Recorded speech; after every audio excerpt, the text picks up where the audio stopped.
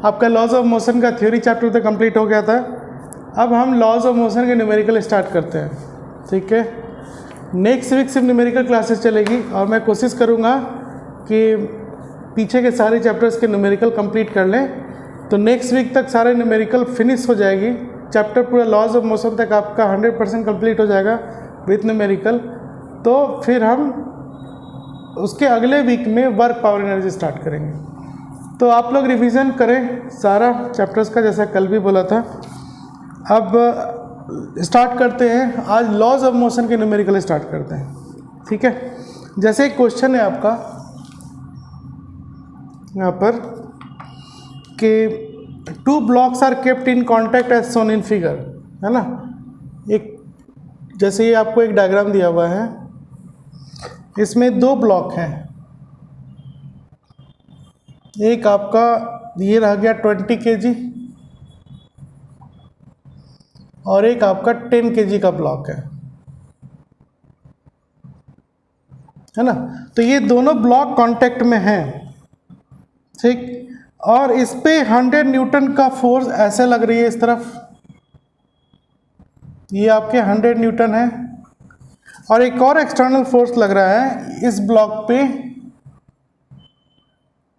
इस तरह, ये है आपका 50 न्यूटन। और इस फोर्स जो है आपके इस वर्टिकल से 30 डिग्री पर है, ठीक है। तो ये डायग्राम था। अब हमें क्वेश्चन क्या था यहाँ पर आपका, find forces exerted by surfaces, forces exerted by surfaces. First question यही है ना। सेकंड पार्ट है आपका क्वेश्चन का, find contact force between 2 blocks.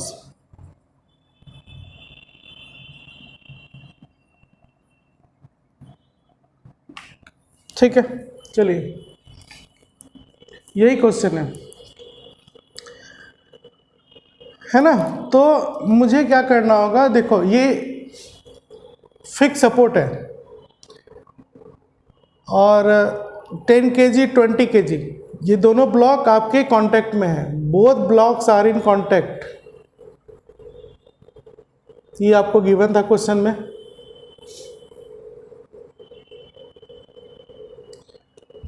और कुछ भी इसमें इंफॉर्मेशन दिया हुआ नहीं है। सरफेस कैसा है उसके बारे में कोई इंफॉर्मेशन नहीं है। मतलब अगर ऐसा होता ना कि इसमें कोएफिशिएंट ऑफ फ्रिक्शन या फ्रिक्शन की कुछ वैल्यू दी होती तो हम वो कंसिडर करते, ऐसा भी कुछ नहीं है। तो जो क्वेश्चन में दिया हुआ है मुझे उसी फोर्सेस को ही सिर्फ डील करना है। एक्स्ट्रा फोर्सेस फिर हम कॉन्टैक्ट सरफेसेस में ही देखेंगे और वही आपसे पूछा भी गया है। तो अब जैसे देखो, फोर्सेस एक्सर्टेड बाय सरफेसेस, तो यहाँ पे कितने सरफेसेस हैं।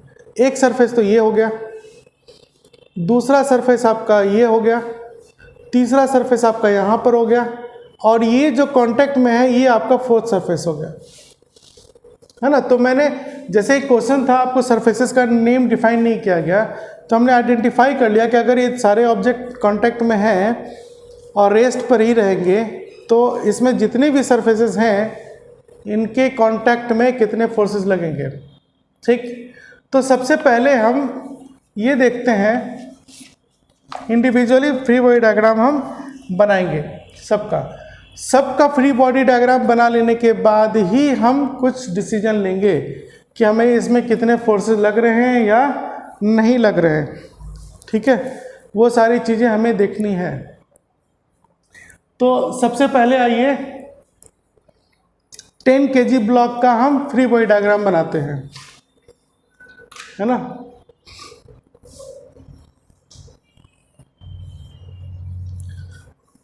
तो जब ये 10 kg ब्लॉक की बात होगी तो यहां पर आप ये देखो,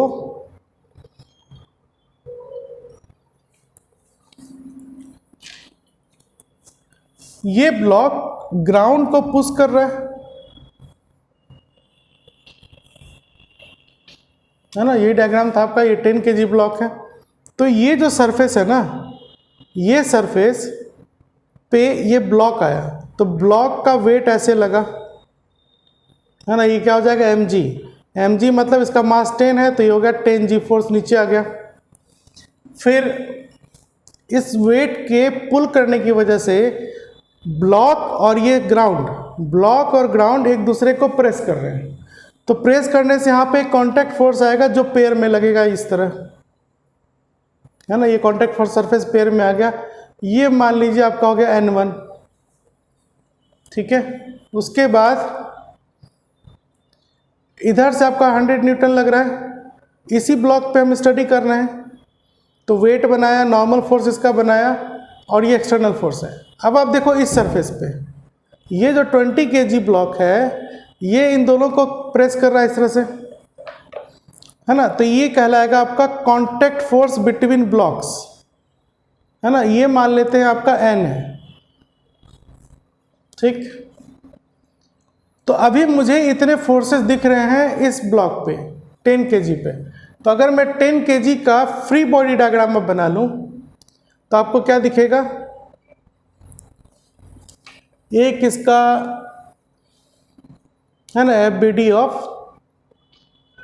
10 kg, एक तो इसका वेट लग गया नीचे, और इस ब्लॉक पे लगने वाला नॉर्मल फोर्स ऊपर, ये हो गया आपका N1। ये 100 न्यूटन इस तरफ लग रही है, तो इसको मैंने ऐसे बना दिया, ये आ गया 100 न्यूटन। फिर ये जो कांटेक्ट फोर्स है आपका, है ना, तो दोनों एक दूसरे को प्रेस कर रहा है ऐसे इस तरह, तो एक N की डायरेक्शन इस तरफ है और एक N की डायरेक्शन उस तरफ है। अब बात यह आती है कि 10 kg पे लगने वाला कौन सा होगा, तो मैंने आपको बताया था कि कांटेक्ट फोर्सेस हमेशा बॉडी से बाहर की तरफ जाएगी, तो इसमें इस तरफ जो है, ठीक है, वो फोर्स, अब इसमें क्या गैप तो है नहीं, बिल्कुल कांटेक्ट में है, तो इसका मतलब जब ये प्रेस कर रहा है ना, तो ये वाला ब्लॉक इसको इधर प्रेस किया, तो ये जो फोर्स लगाया इस डायरेक्शन में N, वो इस ब्लॉक पे लग रहा है, और इसने इसको रिएक्शन दिया वो उस तरफ लगा, तो कहने का मतलब इस ब्लॉक पे लगने वाला ये सरफेस का जो फोर्स है वो उस तरफ है, ठीक। ये हो गया आपका N, बात समझ में आए? तो ये चीज़ें क्लियर हो गई, ये सारे फोर्सेस क्लियर हो गई। अब हम आते हैं इस पे, इस ब्लॉक का फ्री बॉडी डायग्राम बनाने के लिए। तो पहले मैं यहीं पे रफ आउट करता हूँ। देखो इसका वेट नीचे लगेगा 20g, है ना। अब फिर ये जो सरफेस है यहाँ पे एक कॉन्टैक्ट फोर्स लगेगा, ये पेयर में आएगा, ये मान लेते हैं N2 है, ठीक है। अब इस फोर्स का देखेंगे, ये वाला फोर्स यहाँ, ये तो दिख गया मुझे, ये दिख गया। अब इस फोर्स, तो पहले इस पे जाने से पहले मैं इसका फ्री बॉडी डायग्राम अलग कर लेता हूँ। FBD ऑफ 20 kg,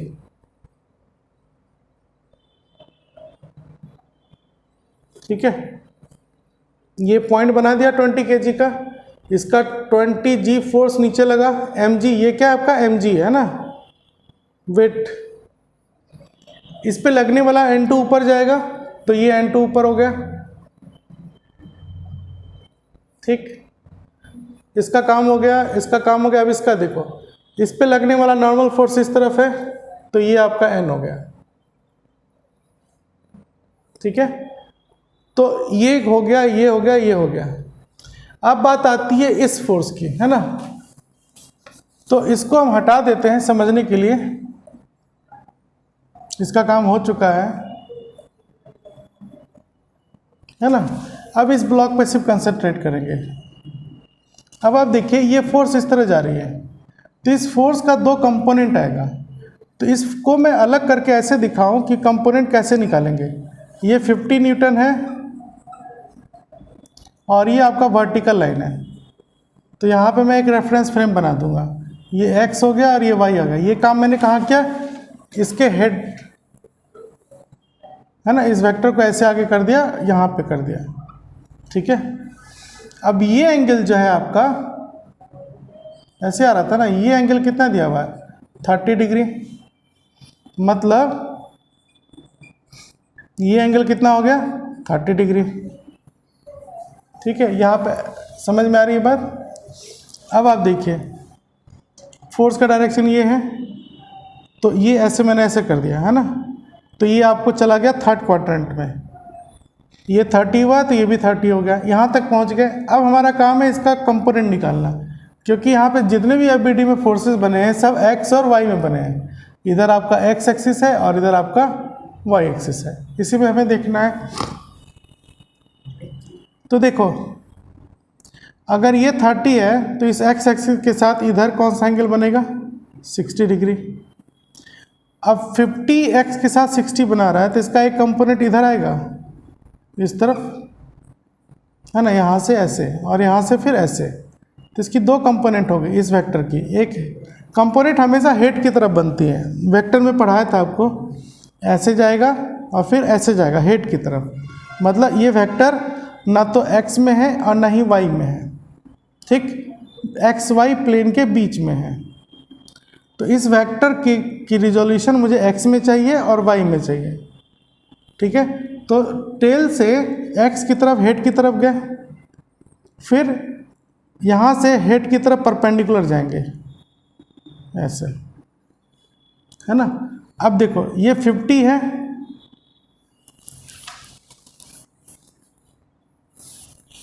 ये 50 न्यूटन है, तो इसकी वैल्यू यहाँ पर कितनी आ जाएगी? 50 cos 60। किस तरफ? इस तरफ लगा, और नीचे क्या लगा आपका? 50 sin 60, है ना। इस तरह से हम कंपोनेंट निकालते हैं। तो कहने का मतलब ये फोर्सेस किस पे लग रहे हैं? यहाँ पर अगर आप देखोगे तो ऐसे लगने से इस ब्लॉक पे एक हॉरिजॉन्टल फोर्स लगा ऐसे, वो कौन सा है? ये 50 cos 60, ठीक है। और एक नीचे लगा ऐसे यहाँ से 50 sin 60, है ना, और इसी का ये रिजल्टेंट है, ये जो है आपका यही 50 न्यूटन है। बात समझ में आई? तो मुझे एक्स और वाई में चाहिए, तो यहाँ से मुझे एक ये फोर्स मिला और एक ये फोर्स मिला इसकी वजह से। तो हम यहाँ पर क्या करेंगे? देखो ये फोर्स लगा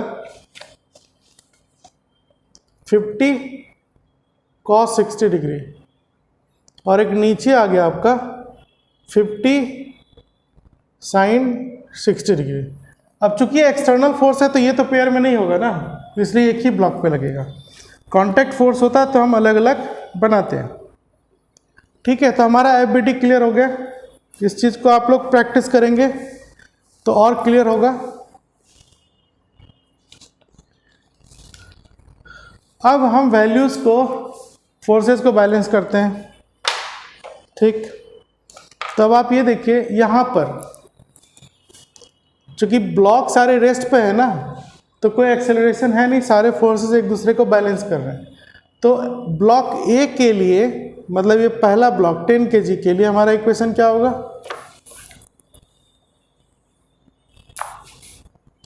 फॉर 10 kg, मतलब इसके लिए हम इक्वेशन क्या बनाएंगे? n is equal to 100 newton, ठीक। और n1 किसके बराबर हो गया? 10g, है ना। क्वेश्चन में g की वैल्यू नहीं दी हुई है, तो इजी सॉल्यूशन के लिए g की वैल्यू 10 मान लो, तो ये हो जाएगा 100, ये भी 100 न्यूटन हो गया, ठीक है। तो n भी 100 न्यूटन, n1 भी 100 न्यूटन। तो यहाँ से मुझे और कोई इक्वेशन मिला नहीं। तो आपका पहला क्वेश्चन क्या था? Find forces exerted by surfaces, ठीक है। तो कौन कौन से फोर्सेस थे यहाँ पर? फिर से आप देखिए, जो मैंने 1 2 3 4 किए थे ना, कौन से थे वो? जैसे ये आपका डायग्राम था, 10 kg और 20 kg, है ना। तो एक ये फोर्स था, कौन सा था ये? N1। ये कौन सा था? N। ये कौन सा है? N2। और ये कौन सा है? ये मान लीजिए आपका N3 है, ठीक है, ये सारे थे कांटेक्ट फोर्सेस, तो इतने ही हैं। और इधर से आपका 100 न्यूटन लगा और यहाँ पर आपका ऐसे 50 न्यूटन था, है ना, इतने सारे फोर्सेस ही थे। ठीक है, क्वेश्चन में आपको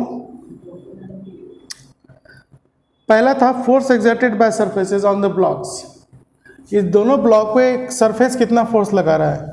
ठीक है, तो हमारा पहले एन निकल गया, कितना आया ये 100 न्यूटन। तो ये हमारा सेकेंड ऑप्शन का भी आंसर है। सेकेंड ऑप्शन था कॉन्टैक्ट फोर्स बिटवीन ब्लॉक, तो ये कॉन्टैक्ट फोर्स बिटवीन ब्लॉक आया 100 न्यूटन। ठीक है, उसके बाद फर्स्ट ब्लॉक और ग्राउंड के बीच में N1 फोर्स लग रही है, ये हमारा 100 न्यूटन आ गया। फिर यहाँ से देखो इस फ्री बॉडी डायग्राम में आपका एक N3 छूट रहा है ना, तो N के डायरेक्शन में इधर ये कौन सा फोर्स आ गया आपका N3। ठीक है, इस ब्लॉक में ये जो N3 है, तो ये ब्लॉक इस ग्राउंड सरफेस वाल को प्रेस कर रहा है, ब्लॉक वाल को प्रेस कर रहा है, तो ब्लॉक वाल को ऐसे प्रेस किया तो वाल ने ब्लॉक को ऐसे फोर्स लगाया, ये N3 था, है ना। तो इसमें तो हमने जितनी वैल्यू निकाल सकते थे निकाल लिए, है ना। एक आंसर हमारा बी ऑप्शन का आ चुका है। अब इसमें देखो यहाँ पर इस फ्री बॉडी डायग्राम से हमें क्या मिल रहा है, हॉरिजॉन्टल डायरेक्शन में N3 plus 50 cos 60 is equal to N, है ना। N3 मतलब इस एक्स एक्सिस को देखें तो यही इक्वेशन आया, cos 60 डिग्री कितनी होती है, हाफ। N का वैल्यू आप निकाल चुके हो कितना 100, तो ये जो N3 आया ये कितना आ गया 100 माइनस 25 75 न्यूटन, है ना, 75 न्यूटन। तो ये जो 20 kg ब्लॉक है ये वाल को 75 न्यूटन से प्रेस कर रहा है। ठीक है, तो हमने N3 का आंसर निकाल लिया, N का आंसर निकाल लिया, N1 का निकाल लिया। अब रही बात N2, यहाँ पर देखो इस डायग्राम में N2 कितना होगा, है ना।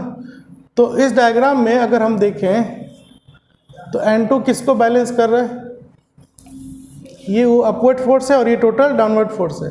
तो N2 इज इक्वल टू क्या निकला मुझे 50 sin 60 degree plus 20g, sin 60 होता है √3/2 और ये 20 इंटू जी हो गया 10, मतलब 25√3 प्लस 200, है ना। इसको सॉल्व कर लेंगे तो हमारा N2 आ जाएगा। बात समझ में आया, ये लगभग आ जाएगा आपका 243.30 न्यूटन, ये आपका N2 आ गया। ठीक है, तो मैंने ये N2 भी निकाल लिया और तो कुछ बचा ही नहीं, सारे बन गए। ठीक है, तो ये क्वेश्चन आपको समझ में आया कैसे बने। ये FBD था, इसमें कॉन्टैक्ट सरफेसेस में लगने वाले फोर्सेस निकालने थे। ठीक है, तो सरफेस का ब्लॉक के साथ क्या फोर्स लग रहा है जब वो रेस्ट में है, क्लियर हो गया। तो यही आपका FBD है, एक्चुअल FBD इसी को बोलते हैं। सारे फोर्सेस निकालना आपने सीखा, इसमें कौन सा फोर्स पेयर में लगेगा कौन सा नहीं होगा। तो सारे सरफेसेस वाले फोर्स पेयर में लगते हैं, एक्सटर्नल फोर्स पेयर में नहीं लगता। अब जैसे दूसरा क्वेश्चन देखते हैं।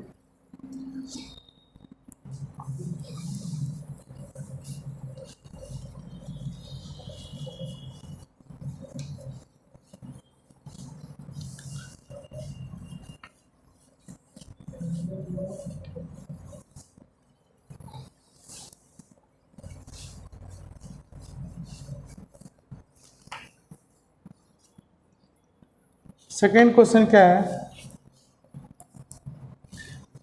Find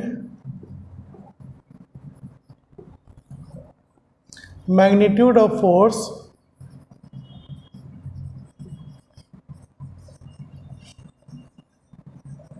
find magnitude of force exerted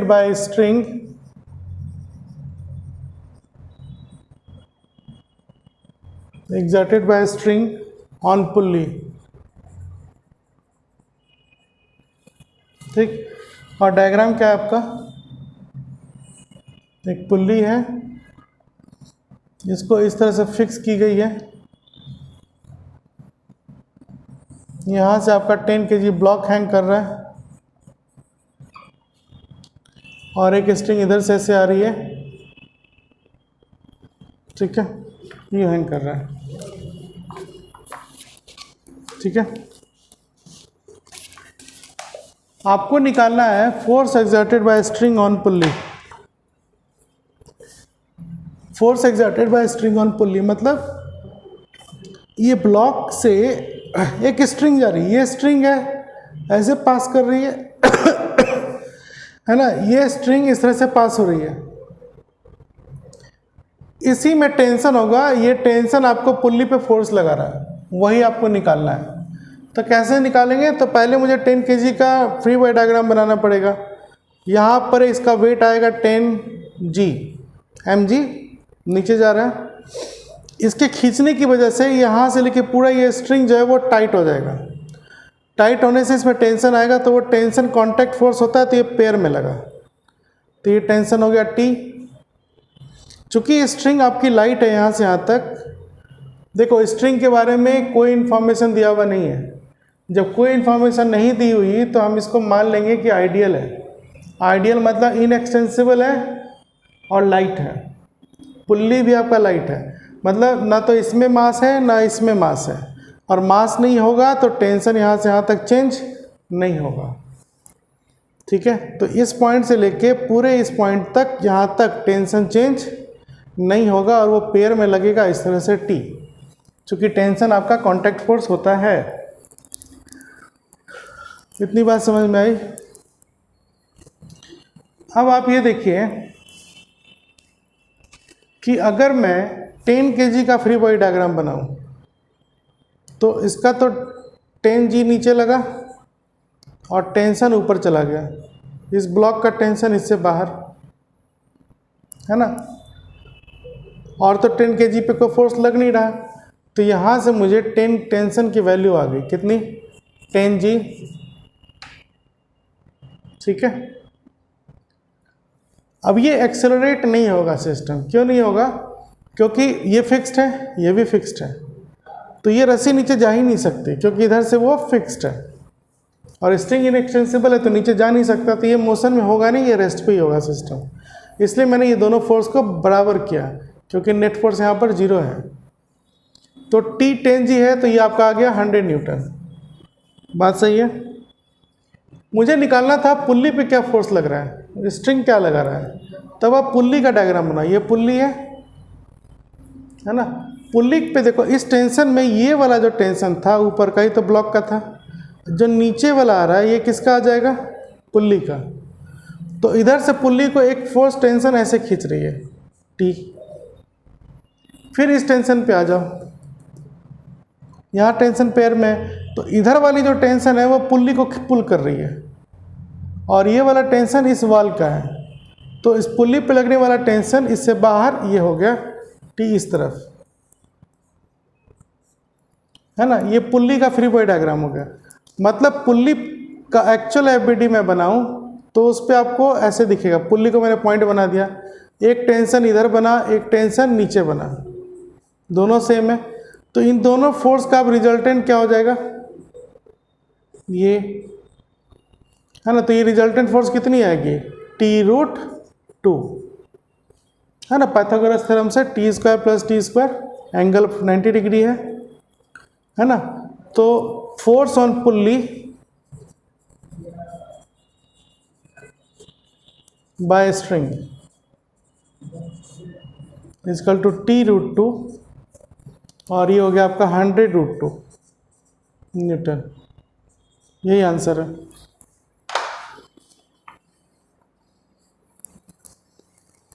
ठीक है, तो इस पुल्ली पे 100√2 न्यूटन फोर्स लग रहा है।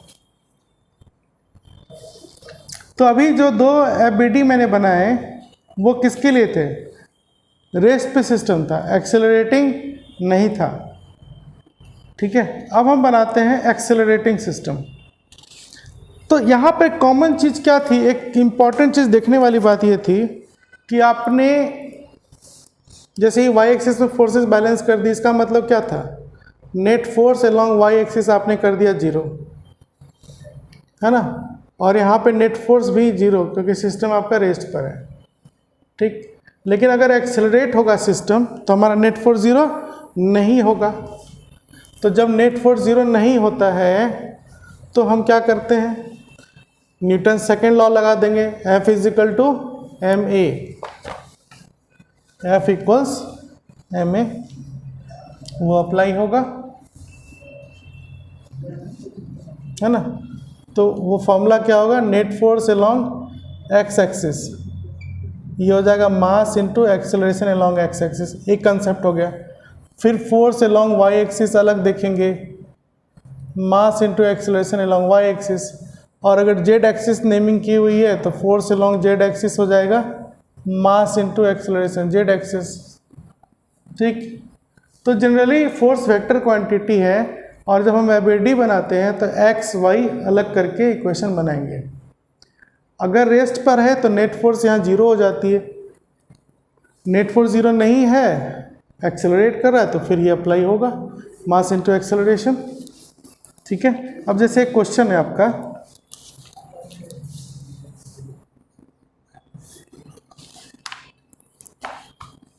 कि एक स्मूथ सरफेस है ना, यहाँ पर एक ब्लॉक है आपका M1 और एक और ब्लॉक है आपका M2, ये B ब्लॉक है और ये A ब्लॉक है ना। ये सरफेस आपकी दी हुई है कि स्मूथ है, स्मूथ का मतलब हो गया यहाँ फ्रिक्शन काम नहीं कर रहा, और यहाँ पर एक फोर्स UF लगाई जा रही है। ठीक है, तो आपसे पूछा है फोर्स, फाइंड कांटेक्ट फोर्स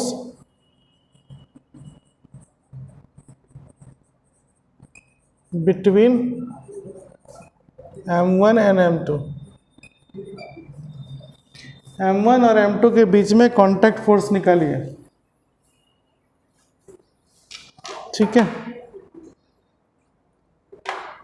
बात समझ में आ रहा है? तो इस क्वेश्चन में मुझे M1 और M2 के बीच का कांटेक्ट फोर्स निकालना है। तो देखो, मतलब ये वाले फोर्स की बात हो रही है। अगर हम कांटेक्ट फोर्स की बात करें तो कौन सा फोर्स का बात हो रहा है?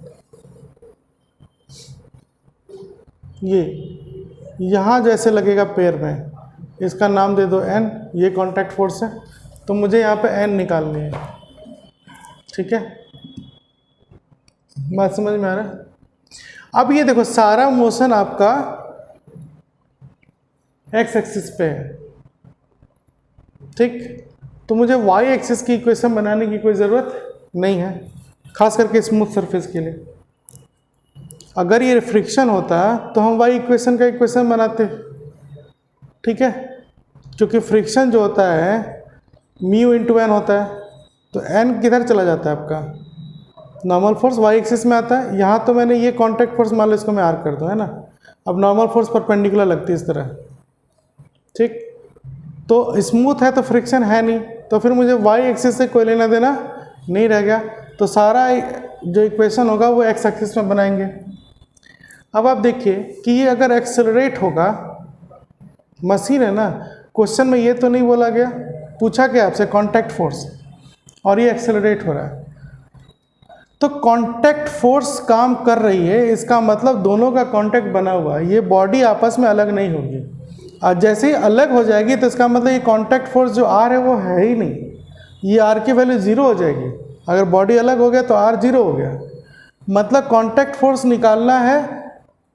ठीक, और जो आंसर जनरली फिजिक्स में जो आंसर दी जाती है वो जो क्वेश्चन में डेटा है ना, उसी के टर्म में, मतलब ये जो कांटेक्ट फोर्स यहाँ मैं आर बता रहा हूँ, इसका आंसर मुझे एफ m1 m2 के टर्म में देना होगा। ठीक है, चलिए सबसे पहले हम ये देखेंगे कि ये सिस्टम जो है आपका एक्सेलरेट हो रहा है। ठीक है, क्योंकि एक्सटर्नल फोर्स लगेगा तो इसको चलाएगा ही, क्योंकि यहाँ कोई फिक्स सपोर्ट है नहीं, तो F जो है इस पूरे को चला देगा और एक्सेलरेट होगा। दोनों की एक्सेलरेशन फिर सेम होगी, एक्सेलरेशन अलग अलग नहीं हो सकता, क्योंकि अगर आप एक्सेलरेशन अलग कर दोगे तो R नहीं रहेगा, बॉडी आगे पीछे हो जाएगी। तो कंसेप्ट क्या है, अगर कांटेक्ट फोर्स है, इसको मेंटेन करना है, तो इन दोनों की एक्सेलरेशन भी एक ही होगी ताकि कांटेक्ट बना रहे। ठीक है, तो अब जब दोनों कांटेक्ट बना ही रहेगा तो हमारे लिए ये जब फोर्स लगेगा ना, ये फोर्स लगा इस सिस्टम पे, तो यही फोर्स इसको एक्सेलरेट करेगा। तो इस फोर्स के लिए मास क्या हो गया, m1 प्लस m2, क्योंकि ये फोर्स इन दोनों को सेम एक्सेलरेशन देगा, तो ये दोनों हमारे लिए क्लब हो जाएगी। जब मैं कनेक्टेड बॉडी का एक्सेलरेशन निकालूंगा तो F के लिए मास सारा ऐड हो जाएगा, है ना। तो अब यहाँ से F आप क्या लिखोगे, ma m1 plus m2 into ए, तो यहाँ से एक्सेलरेशन आ जाएगा F bye m1 plus m2। ठीक, तो इस सिस्टम की ये एक्सेलरेशन आ गई, ये निकालना ज़रूरी था हमारे लिए। अब देखिए मुझे निकालना था कांटेक्ट फोर्स, वो कैसे निकलेगा, तो फ्री बॉडी डायग्राम बनाते हैं।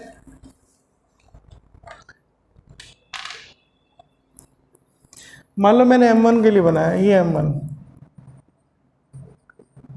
इस पे ये फोर्स इधर लग रही है F, फ्री बॉडी डायग्राम बनाया।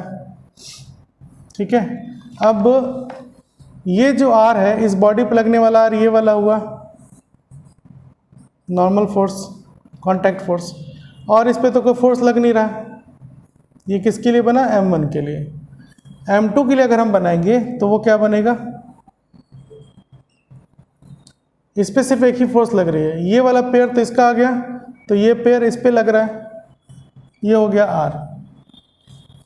ठीक, अब आप देखिए किधर से मैं ये नॉर्मल फोर्स निकालना मेरे लिए किस फ्री बॉडी डायग्राम से आसान होगा, इससे या इससे। अगर मैं यहाँ पे इक्वेशन लिखूंगा, मुझे R निकालना है, तो पूरी सिस्टम तो इधर जा रही है a मीटर पर सेकेंड स्क्वायर से, और a का ये वैल्यू है, तो मतलब जब ये इधर जाएगा तो F जो है बड़ा होगा R से, तो F माइनस R, ये क्या निकला, net force is equal to, ये नेट फोर्स क्या होता है, मास इंटू एक्सेलरेशन, तो इसका मास हो गया m1 और एक्सेलरेशन हो गया a। ठीक, अब a की वैल्यू आप वो पुट करोगे तो हमारा आंसर आ जाएगा F minus R is equal to m1, a की जगह डाल दिया F bye m1 plus m2। ठीक है, इसको सॉल्व करके जो R की वैल्यू आएगी ना, वो यहाँ से भी आ जाएगी। यहाँ से R क्या आ जाएगा आपका, m2 इंटू ए, तो इसको सॉल्व करेंगे तो R आ जाएगा m2 F बाई ए की वैल्यू डाल रहे हैं m1 प्लस m2। ये जो आंसर आया वो यहाँ से भी आ जाएगा। ठीक है, कैसे आएगा, यही आपको निकालना था, ये हमारा आंसर आ गया। तो सारे कंसेप्ट आपको समझ में आ गए क्या थे इसमें। अब अगर मैं यहाँ से निकालना चाहूँ आंसर, तो देखो क्या आएगा, R निकालना है आपको, तो R इज इक्वल टू हो जाएगा F minus m1F by m1 plus m2। तो अगर मैं m1 प्लस m2 का एलसीएम ले लूँ तो ये क्या हो जाएगा, इसमें F मल्टीप्लाई करेंगे, m1F plus m2F minus m1F, ये गया, ये आया ना जो वहाँ पर है। ठीक है, तो समझ में आया, इसमें कांटेक्ट फोर्स है तो एक्सेलरेशन होगा।